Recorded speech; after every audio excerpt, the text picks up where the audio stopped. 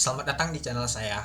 Di video kali ini, saya akan bahas tentang IPO perusahaan PT Delta Gili Wacana Tbk atau bisa disingkat dengan kode emiten yaitu DGWG, yaitu perdagangan besar pupuk dan produk agrokimia.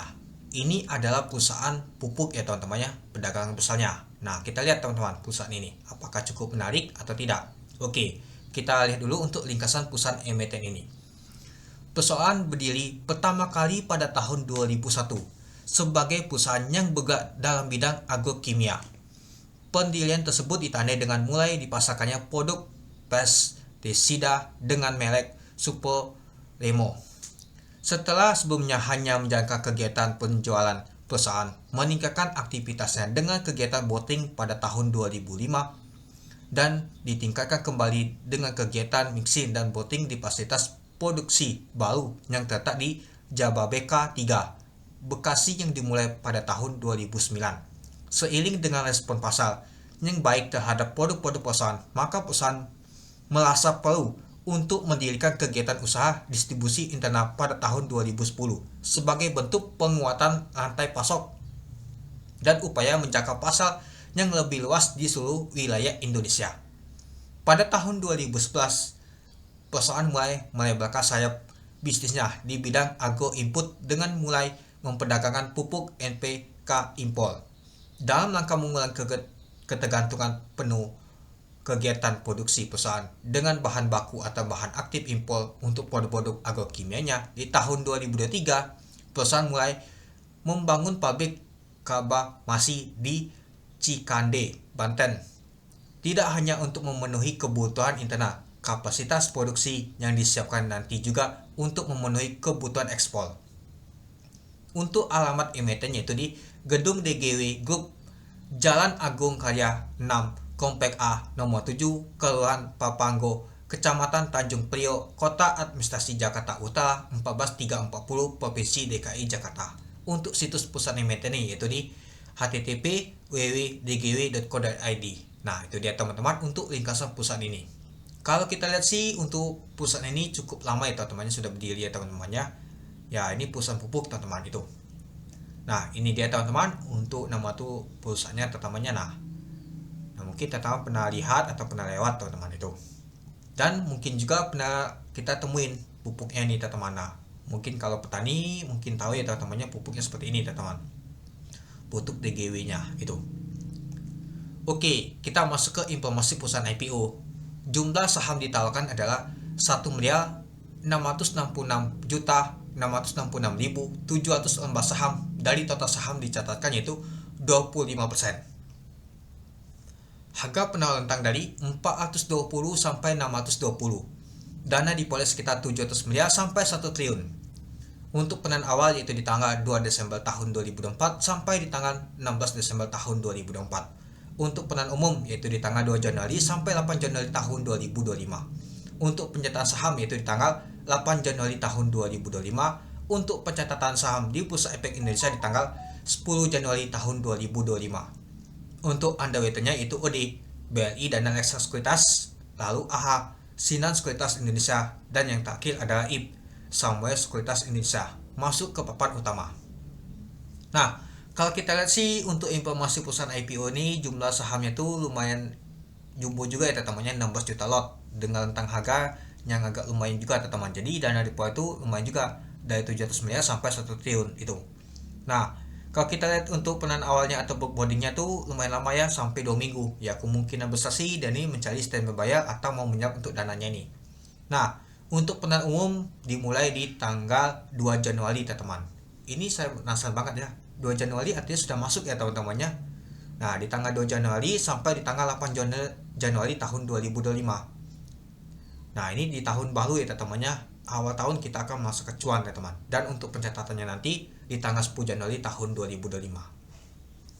Nah, untuk underwriternya nih mungkin teman-teman sudah tahu ya, Takil OD yang awal buat. Untuk AHA belum pernah sama sekali tahun 2024 ini. IP juga pernah ngawal untuk DOS ya. Nah, nanti kita bahas di video terakhir teman-teman itu.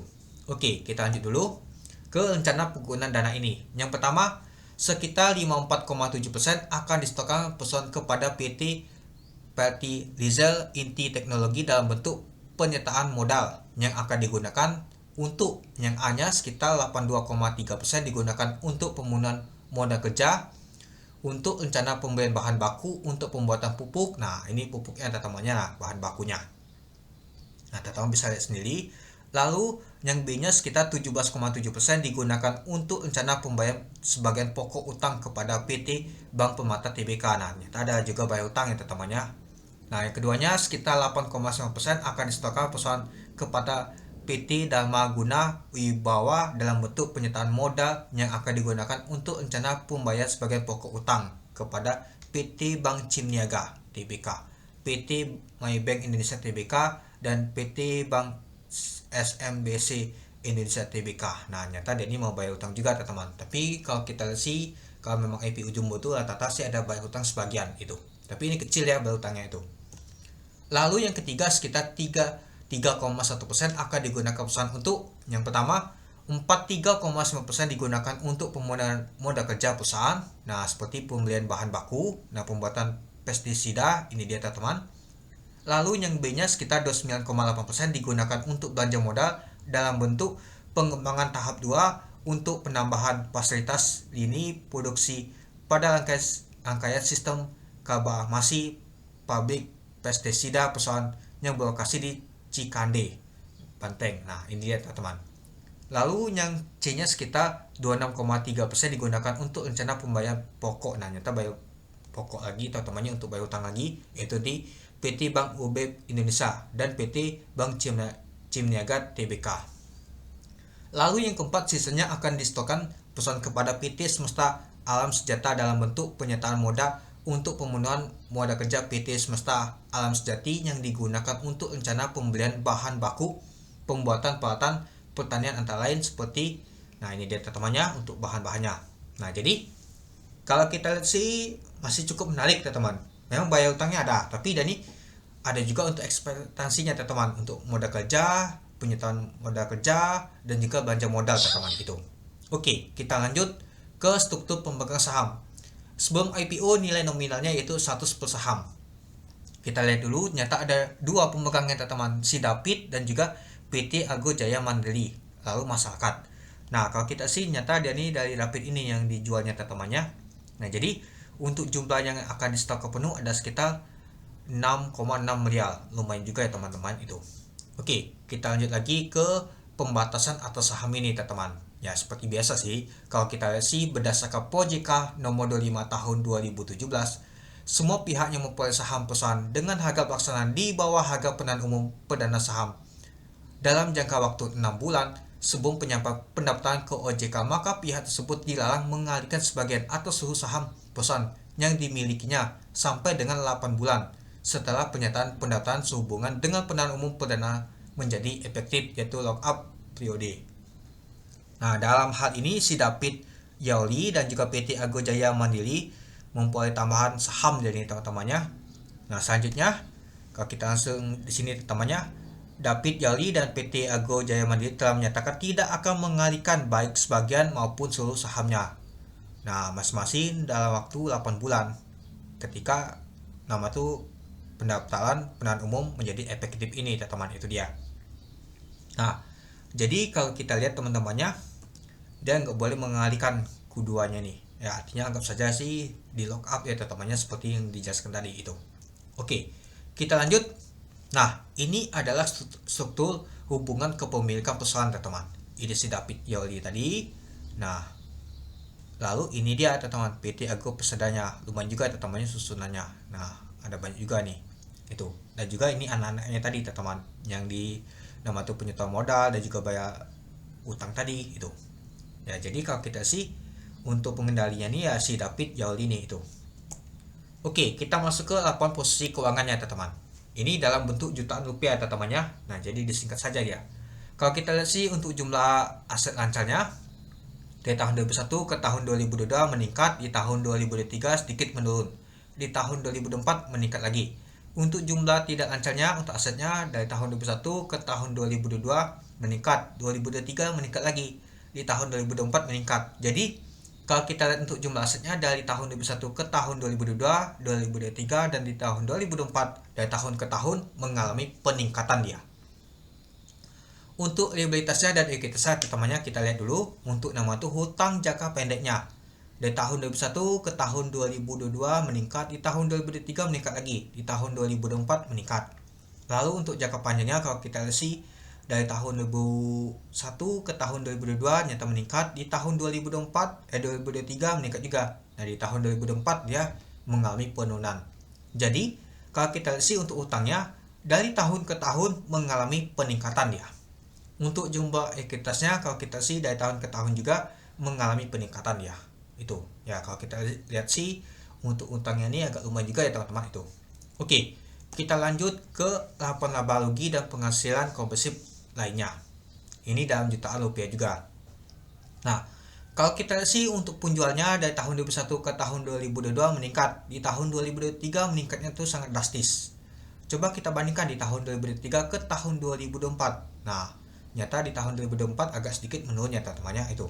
Tapi kalau kita sih untuk beban pokoknya ini lumayan besar banget ya teman-temannya. Ya, malahan sedikit jadi untuk nama tuh dapat laba ruginya. Nah, coba kita lihat untuk laba rugi periode tahun berjalannya. Kalau kita sih di tahun 2021 ke tahun 2022 dia lumayan juga meningkatnya. Tapi di tahun 2023 dia menurun teman-teman untuk pendapatannya nih, untuk laba bersihnya nih. Padahal pendapatannya itu lumayan tinggi, tapi beban pokok penjualnya itu lumayan besar banget dia teman-teman itu. Nah, jadi kalau kita lihat di tahun 2023 sampai di bulan Juni, dia jadinya tuh mengalami kerugian dia teman-teman. Dibandingkan di tahun 2024. Nah, kalau di tahun 2024 dia mencetak laba dia teman-teman itu. Ya, jadinya kalau kita lihat sih dia sedikit merugi di tahun 2023 sampai di bulan Juni dia itu. Dikarenakan apa ya? Beban pokok penjualannya nih lumayan besar banget teman-teman itu. Oke, kita lanjut ke hasil pentingnya. Nah, kalau kita lihat tadi ya, gini dia teman-teman. Pendapatannya di tahun 2021 meningkat di tahun 2023. Nah, di tahun 2023 itu memang meningkat dibandingkan di tahun 2024 yang sedikit menurun 6% ya. Tapi kalau kita untuk laba tahun berjalannya, di tahun 2021 ke tahun 2022 meningkat. Apalagi di tahun 2021 ini lumayan tinggi meningkatnya. Tapi di tahun 2023 itu dia mengalami penurunan lumayan dalam, 86% dia teman-teman. Nah, untuk di tahun 2023-nya ya dalam juga dia teman-teman, menurunnya 422% ini. Dan juga kalau kita sih untuk di tahun 2024 lumayan naik lagi dia kalau kita bandingkan di tahun 2023 itu. Oke, kita lanjut ke kebijakan dividen. Nah, seperti biasa sih teman-teman, kita langsung saja kita lihat untuk setelah pemilihan umum perdana saham ini dengan memperhatikan keputusan para pemegang saham dalam nanti direksi perusahaan berencana untuk membagikan dividen kepada pemegang saham perusahaan dengan nilai sebanyak-banyaknya 30% dari laba bersih tahun buku yang bersangkutan. Nah, jadi dia ini mau bagi dividen tapi 30%, kecil banget ya teman-temannya. Perusahaan besar kecil juga ya dia bagi dividennya. Tapi ya kalau kita lihat sih untuk labanya ini nggak terbesar juga dia teman-teman itu. Oke, kita lanjut ke policy untuk DGW di tahun 2023. Untuk harga di 420 dan juga di 620. Untuk PBP-nya 420 yaitu 3,88 kali, untuk di 620 yaitu 5,73 kali. Untuk P-nya di 420 yaitu 140,78 kali, untuk di 620 yaitu 207,82 kali. Untuk BP sama 108,22, untuk DEL juga sama 235,45%, untuk E juga sama 2,76%. Untuk EPS 2,98, untuk jumlah saham yang di stok penuh tadi adalah 6,6 miliar. Untuk ekuitasnya 721 miliar, untuk laba bersih yaitu 19 miliar, untuk total hutang 1,6 triliun, untuk market cap di 420 yaitu 2,8 triliun, untuk di 620 yaitu 4,1 triliun. Nah, jadi kalau kita lihat teman-temannya, untuk policy ini biasa saja sih untuk di tahun 2023 ini teman-teman. Ya nggak tahu cukup menarik, nggak tahu mahal dan juga nggak tahu murah ini teman-teman. Biasa saja, dia masuknya posisi di tengah-tengah ini. Ya tapi kalau kita sih untuk utangnya ini lumayan tinggi ya teman-teman dibandingkan ekuitasnya itu. Oke, coba kita lihat untuk policy DGW di tahun 2024 jika disetahunkan. Untuk harganya sama ya teman-temannya di 420 dan juga di 620. Untuk PBP-nya yaitu 3,71 kali di 420, untuk di 620 yaitu 5,48 kali. Untuk P-nya yaitu di 420 yaitu 42,77 kali, untuk di 620 yaitu 63,14 kali. Untuk BP sama 113 untuk delnya juga sama 233,64%, untuk lainnya 8,67%, untuk EPS 9,82. Untuk jumlah sahamnya yaitu 6,6 miliar, untuk ekuitas yaitu 754 miliar, untuk laba bersih jika disetahunkan di tahun 2024 itu 65 miliar. Untuk total hutangnya yaitu 1,7 triliun, untuk market cap di 420 yaitu 2,8 triliun, untuk market cap di 620 yaitu 4,1 triliun. Nah, jadi kalau kita lihat sih untuk policy di tahun 2024 sama di tahun 2023 nggak jauh beda teman-teman, biasa saja, nggak terlalu mahal dan juga nggak terlalu murah teman-teman.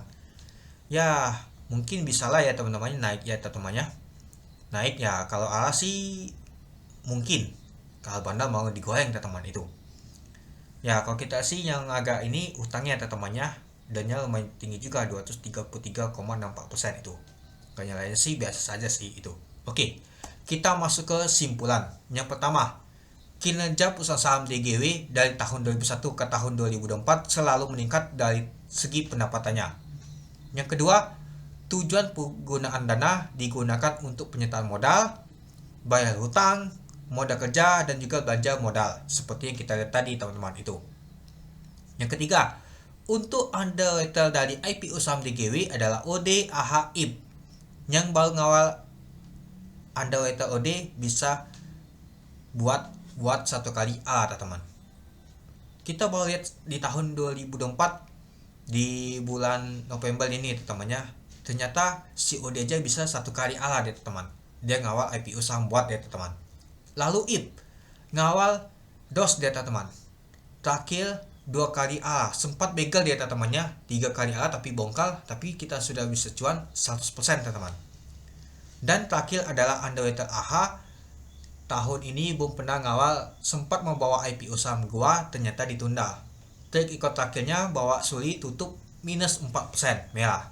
Oke, mari kita lihat dulu satu persatu untuk track record underwriternya teman-teman. Kita lihat untuk OD dulu ya teman-temannya. Di tahun 2018 cukup menarik, ada plus, ada A, ada minus. Di tahun 2021 ternyata A, ada juga minus juga teman-teman. Ya seperti MTEL dan juga UMPP. Lalu di tahun 2022 yaitu cabut satu kali A, beli kuning, PT 10%. Itu. Ini untuk di tahun 2018, 2021 dan di tahun 2022.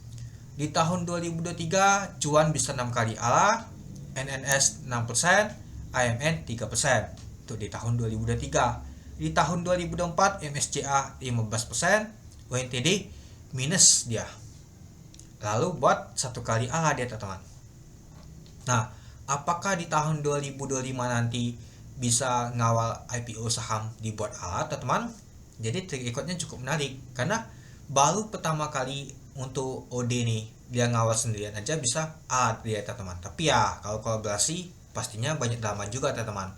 Satu ada buang barang, satu ada nampungnya, satu ada naikkan. Biasa gitu sih. Oke, kita lanjut ke Sinan Sekuritas Indonesia yaitu AHA. Nah, ini ya teman-temannya. Di tahun 2019 satu kali A. Di tahun 2020 satu kali A. Di tahun 2021 WGSA 5 kali A. Papan akresasi ya, ini sendirian ini. Di tahun 2022 SUID 8%, Ketil 6%. Ini sendirian juga ya teman-temannya. Warna kuning ini sendirian itu. Di tahun 2023 Saul papan akresasi 4 kali ALB. ILX dia di papan pengembangan 9 juga ngawal 1% ditutup. Pipa 2 kali A sendirian. Jati 2 kali A.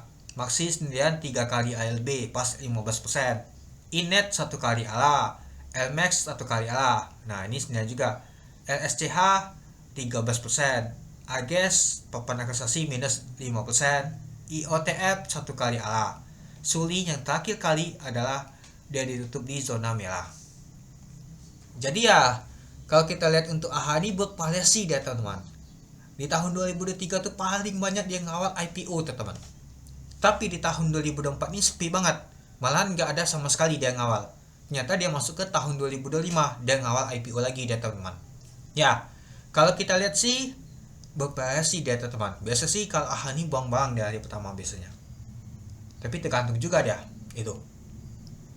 Nah, mungkin ya kita nggak tahu stek ini ya ada AHA ini ya temannya untuk di GW ini itu. Oke, yang terakhir adalah IP Samuel Sekuritas Indonesia teman-teman. Oke, kita lihat di tahun 2021 WMPP minus, WMU 2 kali ALA, MT minus dia. Di tahun 2023 Pigo kuning, NNS 6%, Awan 4 kali ALA, PKTL 11%, AMN 3%, Blok 13%. Kita lihat di tahun 2024 Ali 1 kali ALA ada wisata teman. Ali ini kan collab juga dia teman, dan juga ya jumbo juga untuk jumlah lotnya. Lalu Lab 17%. Ini Lab ini kolaborasi juga dia teman. Golop Nah inilah kenapa saya bilang mengingatkan saya seperti Golop ini teman. Dia 4 sekuritas ya teman dengan awalnya. Nah kalau Golop dia 1 kali ALA dia teman. Nah yang terakhir adalah DOS. DOS bisa 2 kali ALA dia. Sempat begal ya teman-temannya, tapi ya tetap ditutup di zona hijau. Jadinya kita buat 2 kali ALA saja dia teman itu. Nah jadi kalau kita lihat untuk terikutnya itu ya cukup bervariasi ya teman-temannya. Ya setidaknya sih ada OD dan juga IP itu cukup menarik banget teman-teman untuk IPO saham DGW nih teman-teman itu. Nah untuk IPO saham DGW ini policy itu tergolong biasa saja ya, tidak murah dan tidak mahal meskipun harganya sedikit lumayan. Ya di harga 400 dan juga di 600 itu lumayan juga teman-teman. Apalagi dana dihimpun itu hampir 1 triliun teman-teman. Kalau misalkan dia ambil harga atas dia itu. Yang kelima IPO saham DGW ini pastinya penjatahan itu sedikit jumbo. Kenapa saya bilang? Karena jumlah lot itu lumayan jumbo teman-teman. Kalau kita ingat seperti lotnya seperti Golop aja bisa 6% dia teman-teman. Nah bisa saja nanti 5-8% teman-teman untuk jatah bawah 100 juta ya teman-temannya. Tergantung sama antrian yang ikut nanti teman-teman. Kalau rame pastinya jatah kecil. Kalau sepi pastinya jatahnya lumayan teman-teman itu. Dan juga kita belum tahu apakah ada balangan sama IPO lain. Nah kalau misalkan ada balangan pastinya dana retail itu akan kepecah ya teman-teman. Nah kepecah mungkinannya agak tahu dikit maksud dana ini, bisa saja lumayan besar nanti dapat jatahnya itu. Yang keenam IPO saham DGW ini lebih cocok memanfaatkan momentum jangka pendek aja IPC. Yang penting kita cuan. Ya kalau kalah ya bonus jika bandar mau goreng. Nah kalau kita lihat sih untuk ini ya mungkin agak berat juga sih kalau dia buat ALA teman-temannya, tapi nggak ada kemungkinan juga. Bisa saja pada saat open ALA tanya kebongkar nggak lama tuh ditutup di ALA dia teman-teman. Ya seperti buat kemarin itu juga UD bongkar ALA-nya taunya ditutup ALA dia teman-teman. Nah dan juga Golop juga seperti itu, dibuka taunya kebuka ALA-nya tapi ditutup ALA dia teman-teman. Nah kalau misalkan jumbo seperti ini ya mungkin begitu dia teman-teman, tapi ya tergantung juga ya. Ya tapi kalau kita lihat sih untuk EPC aja ya lumayan cukup teman-teman. Pastinya kalau misalkan kebuka pastinya volume transaksinya akan lami pastinya teman-teman itu. Kalau untuk scalping cocok sih kalau misalkan kebuka ALA-nya itu. Oke, mungkin itu dulu ya teman-temannya untuk video saya tentang pembahasan untuk IPO saham DGW ini. Nah nanti saya akan bahas lagi ya teman-temannya untuk informasi selanjutnya dan juga untuk prospek finalnya.